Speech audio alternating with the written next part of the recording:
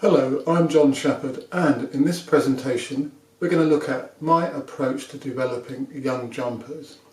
We're going to look at what I call my jigsaw puzzle approach, where I integrate technical work and conditioning into all training sessions. We're going to identify my training philosophy, and hopefully that will enable you to develop yours.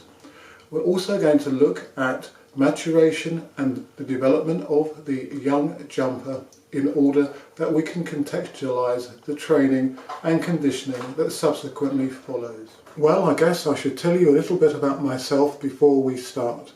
I'm a former international athlete from way back when, with a best of 7 meters 89.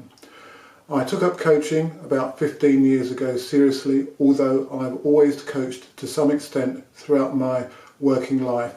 I was, for example, a sports development officer in my early 20s. I have been a magazine editor, fitness magazines, and I've also authored 6 books on health, fitness and sports training. So I've actually got a wide basis of sports training knowledge, fitness knowledge, and have interviewed numerous Olympic champions, for example, from various sports. So I guess I have a lifelong learning of anything to do with sports and fitness training, for example. More recently, I've been an England coach mentor, as well as coaching for the England team. And I've worked with Ireland, for example, and with Belgium. I've also coached in schools and numerous local level organisations and counties, for example. Some of you will also probably know that I have quite an extensive YouTube channel and Instagram, for example. Now, I started my YouTube channel mainly because, like many of you guys out there coaching, we will be filming our training sessions, but do we really go back and analyse what we've filmed? So I started to make videos for YouTube to force me to look at what I was actually filming and to really analyse and try to see what was working or what wasn't working from a technical perspective. And to be honest, I'm quite surprised that 4 to 5 years later the channel has done so well. I think, however, one of the points that resonates with coaches all around the world and athletes is that I'm dealing with all levels of athlete.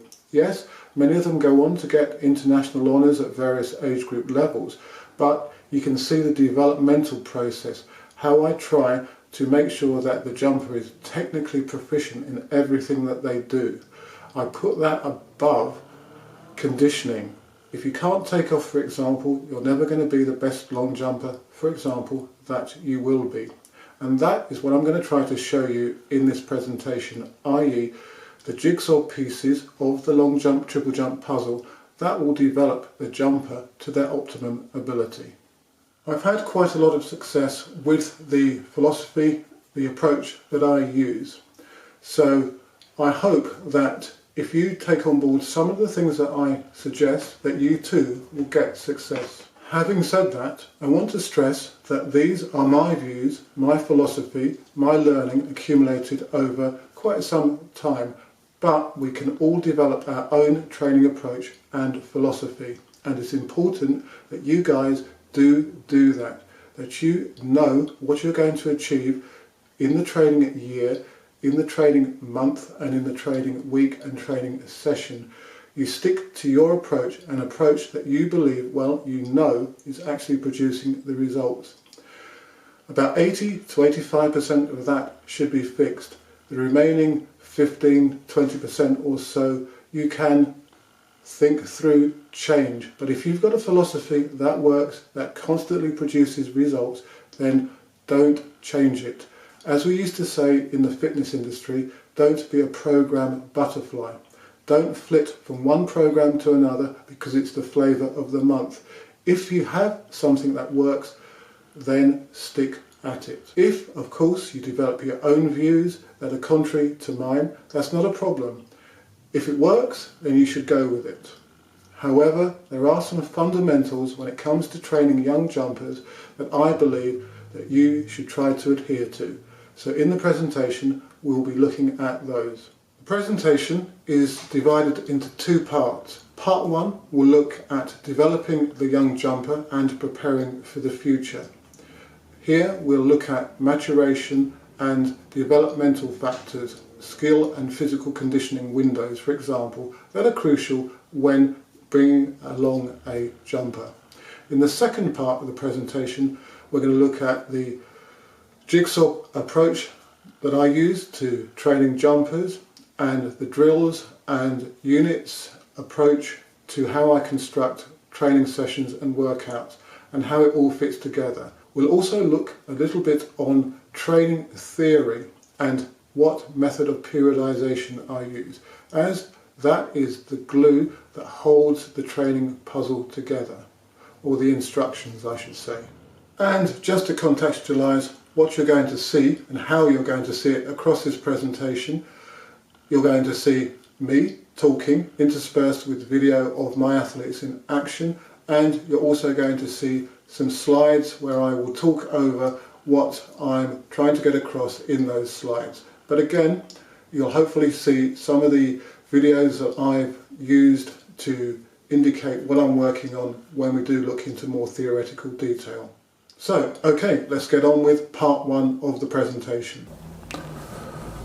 Okay, we're going to start with a little look at maturation and adolescence. Now, I'm not going to read what I've written on all the slides exactly, because you can obviously do that for yourselves. As I will explain, it is important to take into account certain characteristics when the young athlete is developing. One thing I do want to stress though is that more mature physically young athletes will invariably be better than less, but that doesn't mean to say that you should treat them like a more mature athlete.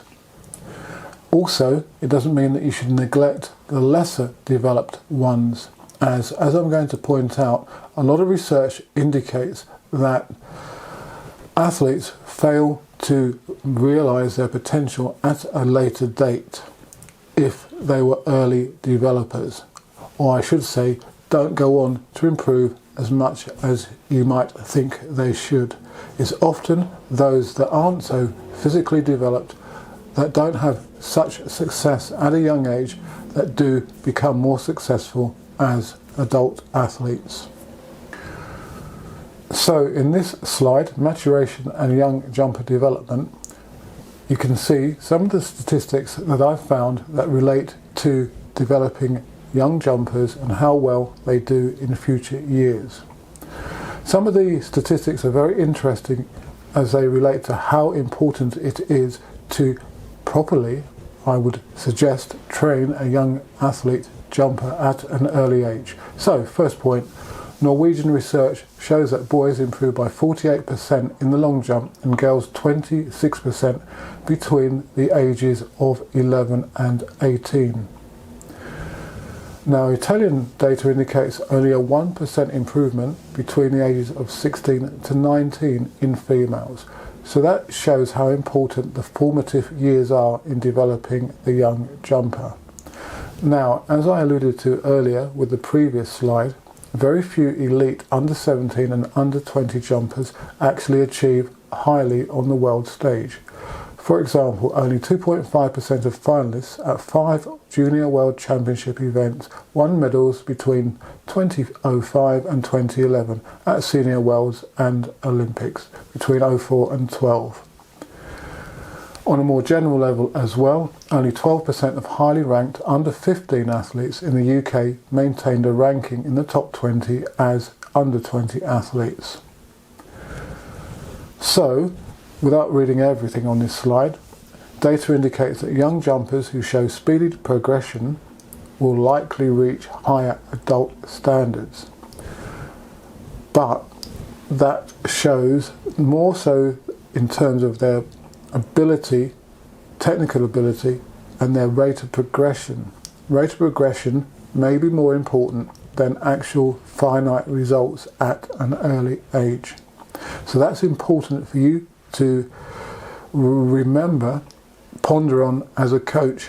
It's how well you're coaching your athletes to progress and how quickly, technically and distance-wise, they progress that could indicate how well they are going to do as mature athletes.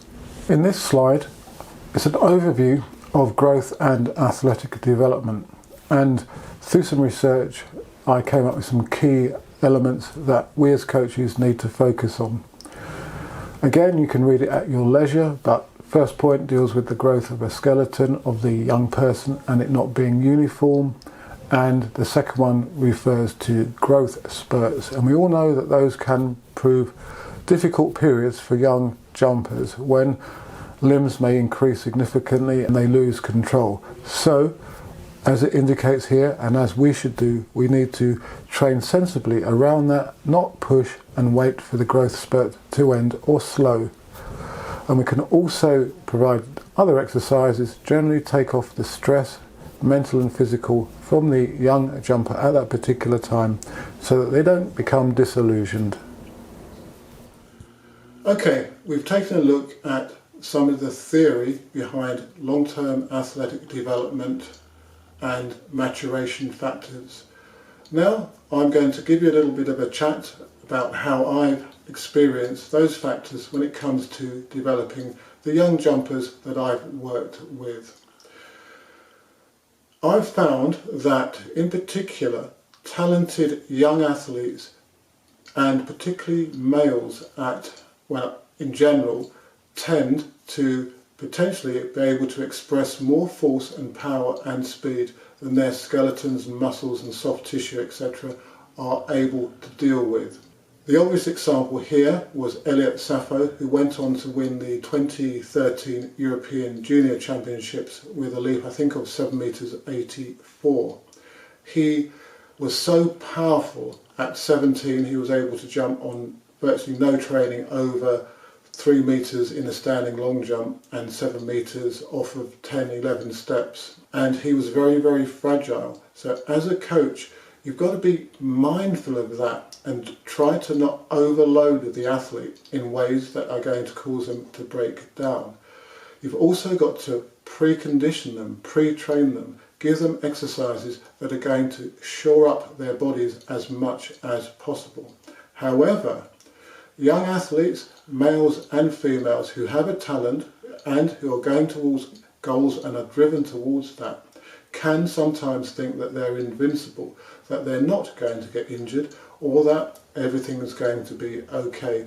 And that is perhaps my most difficult stumbling block to overcome with very talented young athletes, trying to rein them in mentally as much as physically.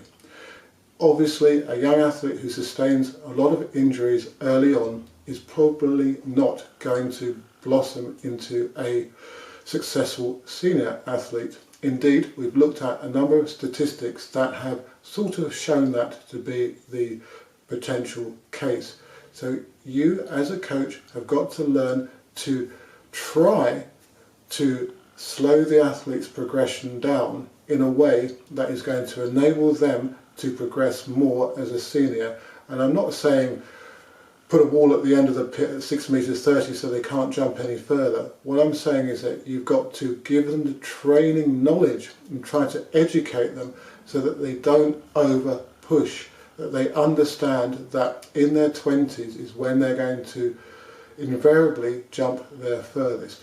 Now, being open and honest, that's not easy because you're not dealing with a physical parameter. You're not saying lift this weight, do these plyometrics and you'll get better. You're asking them to intellectually understand that. And if the young athlete is very driven, which successful ones usually are, and they see the European Championships, under 20s, Welsh, etc. as a potential goal for them, they are obviously going to want to go for it. But you've got to try to mediate that immediate expectation and desire with a looking ahead of you. Now, again, I'm reiterating, that can be difficult because you can't make the athlete do what you want them to do. They have to learn to do it themselves as they mature. But I want you to understand that you've got to try to preserve that athlete's long-term career. Don't chase short-term goals, no matter how much glory they can bring onto the athlete or the coach, at the expense of the athlete's long-term development. The other issue that comes to mind when developing young athletes, and it does indeed apply to senior athletes, is something that's very big in the news at the moment, and that's mental health. In the last few years, I've experienced via my athletes more issues of mental health. They are less confident, perhaps, and I'm being very cautious here with what I say, but I'm trying to just get across that you as the coach need to be aware of the symptoms and signs and have some idea of how to deal with it. It's something that the coaching textbooks don't tell you what to do, and whether or not there could ever be such a textbook in any case. But that fragility of mental state, of mindset, is something that seems to be more prevalent in young athletes in this day and age. So it's something that we as coaches need to acknowledge, and if we're not sure what to do, seek professional advice. Firstly, you may need to speak to the athlete's parents. I've had to do that if I've seen an athlete who I think is acting, it's difficult again to say, showing signs of mental illness. There are certain things that you may pick up on. I'm not going to go into detail about those, but if you do, it's probably best, and if you're confident enough to do so, to speak to the athlete's parent if they're under 18. They may or may not take that on board, but at least you've identified what you've seen as a potential issue that could flare up in the future or is a problem at the current time. Over the years, I've seen a number of behaviours that I don't think are healthy in young athletes. An example could be a desire to overtrain, so I will mention that one. And if that is the case, then it's important, if the athlete's not listening to you and they're continuing to overtrain, that you that you do speak to the athlete's parents to see if they've got a view on that as well, and to see whether or not they agree or disagree with you. Once you've mentioned it, discussed it, potentially there's not much more you can do other than, I suppose, keep an eye on the situation and monitor that athlete's mental health and their progress. A lot, again, goes back to the same example, or rather the similar example, with the goal-driven athlete who's physically not as strong as their ability.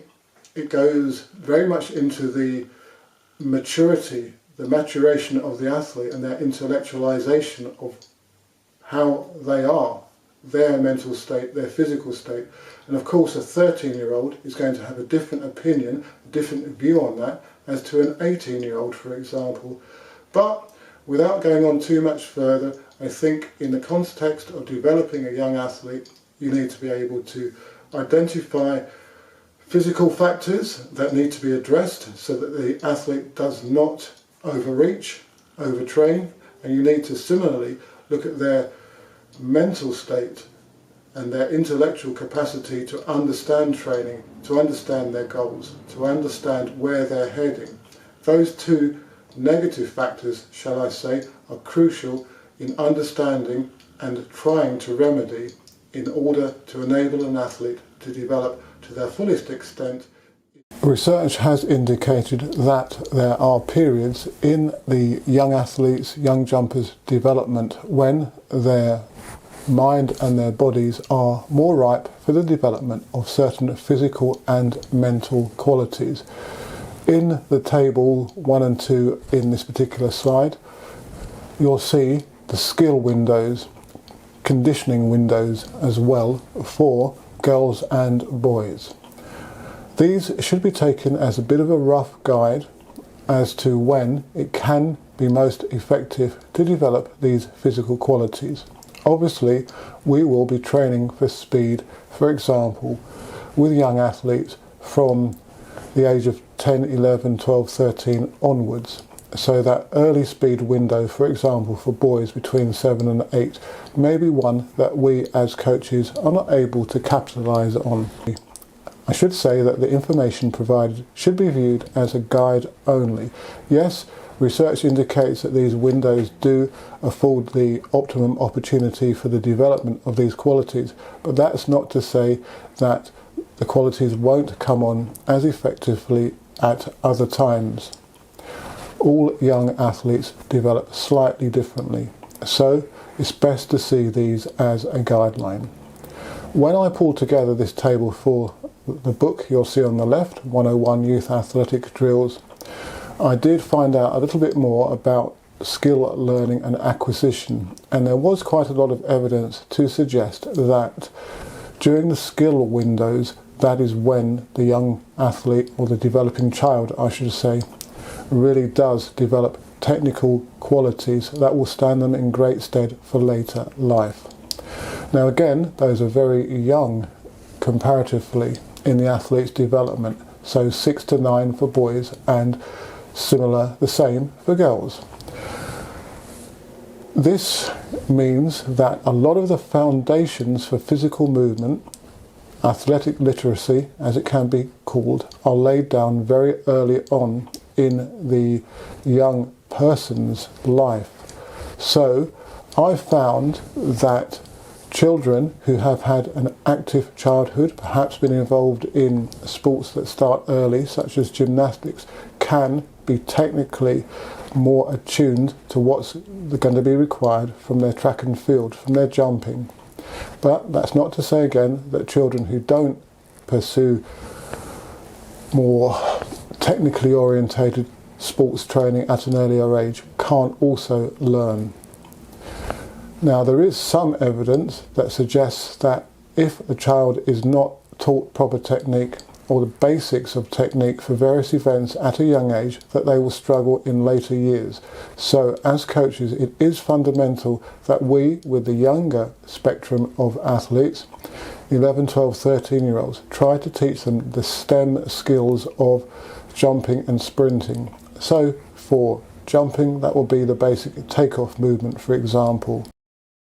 Being able to perform certain STEM skills at an early age will no doubt have benefits for future athletic development.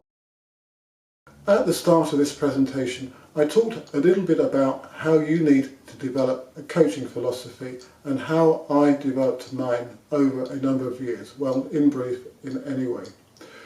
So, to develop that philosophy, you need to have a training plan, a program. Now that program acts as a guide to where you want to go. It doesn't need to be 100% prescriptive, but that plan is underpinned by your approach to training, your periodization models. Now, there are a number of periodization models out there. I believe in using what's known as undulating periodization or block periodization. Basically, you're not following a linear path, a direct linear path towards peak performance. What you are doing is integrating and rotating all the key elements of training, technical, conditioning, etc., constantly throughout the training year. And you're never losing sight of the ultimate goal of jumping far. So, speed, for example, is always turned up high throughout the entire training year. For me, there's no need to start the October training year with 300-metre runs, even 15-minute runs and circuit training. That is far removed from what the young jumper needs to do in competition. Through my jigsaw approach to training, you are able to develop that, well, I was going to say specific fitness, it's not. Circuit training 300s are very much general peripheral training to the long jumper. But by using units of drills, you can develop specific volume. So, instead of doing, for example, a circuit that could involve multiple squats, I will include travelling lunges in our warm-ups, well, as a unit of drills. Forwards, backwards, ankle to elbow lunges. We'll also do marching drills. Hands overhead, hands on hips, holding a bar overhead, which will strengthen the hip and core region in a much more specific way to perhaps doing crunches or similar exercises in a circuit environment.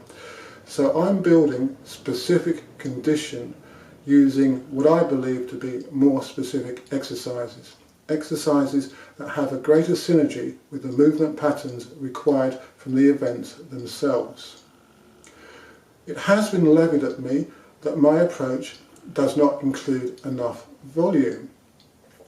And as I indicate on one of the slides, I suggest that coaches don't fall into the volume trap.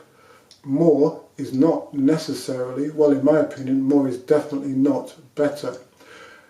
I think it was Henk Kruijnhof, one of the top Dutch coaches, but it's also Dan Paff's opinion as well, that you need as a coach to come up with what's known as the minimum effective dose. If you don't think you need it, chances are you don't need it. So we dial everything back, or I should say those types of coaches and myself dial things back to the key elements required to jump far for 90% of the time. Now that's not to say that we're continuously jumping off a full runner all year round, because that is obviously the most ultimate direct transference exercise into jumping, but rather we are integrating activities that are perhaps no more than 50-60% upwards removed from jumping all the time. So, or to jumping effectively, I should say, all the time. So we'll be working through the takeoff constantly, and I have numerous drills which will do that. So looking at my jigsaw approach and applying that to the takeoff, we have drills that will develop the foot strike, drills that will develop the hip swing into the takeoff. I often find that young athletes don't know how to swing their hip. Now that is crucial not only for the takeoff in the long jump, but the takeoffs in the triple jump and for sprinting. So by isolating the hip swing movement with various drills, we're developing the ability of the athlete to do that. You've got to position the takeoff for the long jump. Let's use that as an example with the penultimate step. So I've got numerous drills that we can do away from the pit that work the penultimate step into the takeoff, or just the penultimate step. And then I've got more and more drills, I should say, because I'm coming up with new ones all the time to develop the takeoff at the pit. If you regularly watch my YouTube videos, you'll see that I use mats, little raised platforms, 3, 4, 5, 6 centimetres high, positioned on the third to last step and the takeoff step generally, but there are other permutations to develop the takeoff. That, or those drills, are fundamental jigsaw puzzle pieces in producing a long jumper.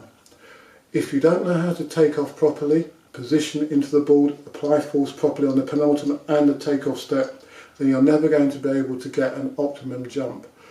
I believe that 90-95% of jump distance is determined by what happens on the run-up, the patterning of the last 3 steps and the takeoff, and holding the free knee away from the board for a split second before going into your mid-air action, or before the athlete goes into their mid-air action. So by using all the elements that I've described in terms of the jigsaw pieces, training elements, technical methods to improve the takeoff, the objective is that you are going to produce a long jumper, in this case, who can take off optimally. It's about integrating all the parts constantly, and that's what undulating periodization enables you to do. Now, it can be difficult to get your head around undulating periodization.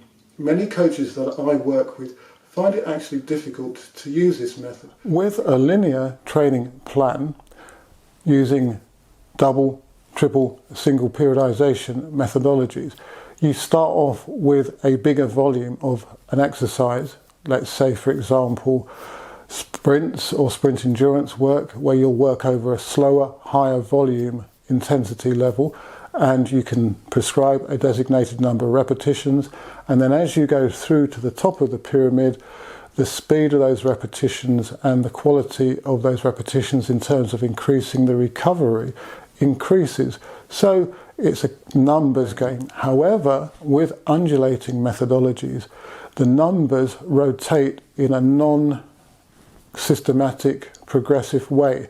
So you may be doing flat-out sprints in one training session, and then the next training session you're working at 90%, and you're rotating. I'm making it very simple here, but you're rotating those speed levels from the start of the training year to the end of the training year. So there's not an increase in volume in a linear fashion across the training year. The intensity is turned up high throughout the training year, and you're deviating, undulating across that continuum of speed, using that as an example, throughout the training year. You're dipping in below the line and going above the line of, say, let's say 90% optimum speed, which is more or less what I tend to do. So very rarely in the training year are our athletes running below, or let's say actually 80% of maximum speed. Now we're doing this obviously over shorter distances. You wouldn't be running, as I've said earlier, 200s, 300s. We may do 120s as our longest distance on average. Yes, every now and again I may throw in a 150. I haven't done 200 metre runs for years unless the jumper is a 100 and 200 metre sprinter as well. The long jump is a immediate anaerobic energy system event sport. You're using energy for 4 to 5 seconds from the start of the run-up to getting into the pit. That energy system relies on stored phosphates within your body. There's little, there's no, from a physiological point of view, reliance on oxygen to fuel that activity. So it's creatine, phosphate, ATP. Those chemicals need to be replenished. And it's through my writing and my editorial I realised, and sometimes it stares you in the face and you don't see it, that training the short term, the immediate anaerobic system is key to long jumping. It's obvious, but for some people it's not obvious. And what does get missed out though is that specific training develops that energy system specifically. Again, keeping it simple, it takes about 30 to 90 seconds for the high energy phosphates and compounds, chemicals in your muscles to replenish after a short burst of activity. Research shows that by training in that method, your body gets better at replenishing those chemicals. Now, we're not looking to make an endurance jumper. We're still looking to only produce 6 to 10 high-powered efforts in a training session, whether those be sprints or jumps. But by training the immediate anaerobic energy system constantly, you are training that energy system and you're not detracting from that energy system. If you go and run regular 300 metre repeats, do circuit training for example, you're developing the intermediate anaerobic energy system and also the aerobic energy system potentially. Now I'm keeping this pretty simple because in reality at a certain point all the energy systems intertwine and it's very difficult to designate that you're working specifically on one or the other because they're working together. But from a jumping point of view it's simpler because you want to focus on the immediate anaerobic energy system above all. The volume, the fitness aspect comes from that. I remember from my fitness writing, for example, that VO2 max, a measure of the heart and lungs capacity, is increased by anaerobic training because once the athlete gets out of breath, they have to recover. Heart rate goes up, heart rate recovers. VO2 max is improved through short-term, fast, explosive activities as well. Obviously not to the same extent as a distance runners who goes out for long lactate threshold runs, etc., etc.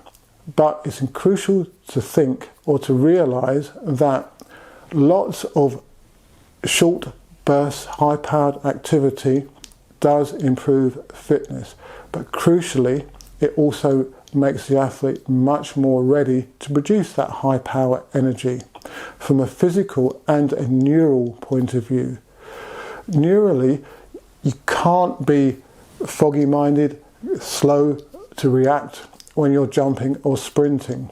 The nervous system, and again, I'm not going to go into too much detail here or into lots of sports science or physiology or neural science, can pre-program how your body reacts. So if you train at a lower intensity constantly, your body, your central nervous system, can produce that power output at slower power outputs.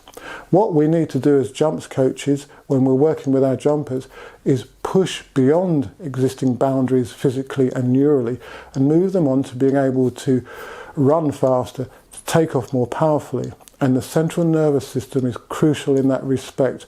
So the training ingredients, the undulating methodology, by not moving back too far from high-powered outputs constantly across the training year, should enable the athlete to, or the jumper, to express greater amounts of power than would be the case with a traditional periodization model. In some of the slides, I've shown or written down some of the reasons for using undulating periodization, and you should perhaps go back and look at what I've written there and get a view on what contemporary training theory has to say about the merits of block undulating periodization methods over traditional ones. And again, to reiterate, I did say that it can be difficult to program using undulating methods. Well, if you come up with a number of training ingredients and units of drills, jigsaw pieces, as I have done, then it becomes much more easier to integrate. You just rotate the different drills and the units and the intensities between 80 to 100% across the training year. The skill is in knowing what to give the athlete at a particular time. And to be honest, that would still be the case with traditional linear periodization models. When you turn up at a training session to coach, you don't always follow what you've got on your plan in your microcycle for a week's training. You need to ascertain how the athlete's feeling, what they've done in previous sessions, how their training is going in terms of competing, for example, and act as you see fit on the day. With reasonably mature young athletes, ask them how they're feeling, ask them what they need to work on. You don't always need to be prescriptive. Yes, with 13, 12, 13, 14-year-olds, you perhaps do need to be more in charge, more do this, do that. But as the athlete matures, as they get an understanding of how to compete, how to jump, how to sprint, they will be able to give you vital feedback which will enable you to prescribe a better training session. It's not always about being prescriptive. As I said, it's about being reflective and reactive. And in doing so, you will get the most out of your athlete. One of the beauties of the jigsaw puzzle approach is the fact that you can integrate, or rather it integrates all the elements required to jump well into each training session. So a training session may include a unit of basic drills, such as the marching and balance drills I referred to and you saw earlier. Then we may go on to some foot strike drills, then some hip swing drills, takeoff drills, then some sprint drills, for example, focusing on heel recovery. Then it may be some technical runs, trying to integrate perfect optimized sprint form into the athlete's jumpers running. And then we may go on to some pit work. Other sessions may negate pit work at the end, and there may be plyometrics, specific plyometrics, for example, drop jumps. I really do advocate the use of drop jumps for young athletes as well as senior athletes. You control the height that they drop down from to make it as safe and relevant to the athlete, and whether they're a long or triple jumper as well. If your athlete is jumping, which obviously they are, then they'll be overcoming multiples of their body weight on takeoff. So to be able to do drop jumps and reactive work, plyometrics, should really be part of their training program. In my many years of coaching using this method and integrating plyometric movements and drills into virtually every session, 3 to 4 a week for most of the committed jumpers, I've not had very many injuries that relate to overuse. Yes, occasional shin soreness, but nothing more than that. No serious knee problems, for example, or back problems. It's all about integrating and building up in a general way. If you tend to bolt on your strength and conditioning activity, your plyometrics and your weights away from the training sessions, then that's where I think you can get more of a mismatch between what you're trying to achieve. By integrating everything, you can cover more bases and make sure that what the athlete's doing is truly feeding in to improving their performance. Now, I do train all muscular actions. So I use a triphasic methodology. So we're talking here about concentric muscle shortening, eccentric muscle lengthening, and isometric actions. Well, it's a non-action really, because there's no movement. Over the years, I've found that this produces the best results. Now, when it comes to weight training, I've also found that doing weight training to directly improve performance does not seem to have significant benefits for young athletes. Rather, the weight training that they do is designed to make them more robust to withstand injury. The rationale behind sports performance enhancing weight training at the moment tends to be one which requires a very heavy load to be lifted as quickly, as fast as possible, but of course as safely. Well, you couldn't get a young athlete to do that. Therefore, when they go into the weights room and they are notionally trying to train for sports performance, they're not. Basically, they're not going to be able to generate the power needed to stimulate motor units, neural pathways in order to stimulate increased muscular recruitment, fast twitch muscle fibre recruitment. Thus, my young athletes, very rarely lift heavy weights. The weights they do, as I've said, are done to create robustness. And of course, we use lots of other exercises in the training sessions, such as the leg cycling drills, heel recovery drills, and Swiss ball work and medicine ball work also to develop that robustness. So I hope what I've presented to you will aid your ability and understanding when it comes to coaching and developing young jumpers. I'm not going to go through a big reiteration or rehash of what I've said in concluding, but I do want to try to summarise. Firstly, you need to have a training philosophy. You need to understand what works, and you need to package that up into a training plan, a method, and have a periodization methodology that underpins your philosophy. 2, you need to be mindful of maturation and the factors that affect young athlete development, and always have an eye on that as you're coaching the younger age groups. Secondly, or thirdly I should say rather, you need to technically improve your jumpers. That is key. No matter what their innate physical capacity, ability is, they'll always improve if you get them technically better. Fourthly, don't fall into the volume trap when it comes to training. Train specifically. Make sure that what you're doing will actually improve speed and jump ability 90, 80, 90% of the time. There is the occasions when you can put in more general training, and there is a need every now and again, but always be at the sharp end. And fifthly, be reflexive. Think about the specific needs of an athlete in general across a training year, a training program in terms of their development, but also specifically in regard to a training session. And don't be afraid to change and adapt your plans.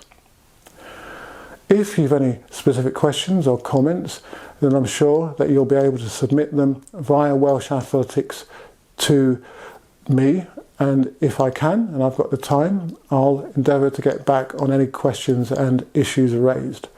So, I do hope that what I've had to say has been beneficial and will help you in your coaching careers and development. And good luck, and I hope to see you at some stage, as I'm sure I will, some of you, at athletic meetings up and down the country in this and future years.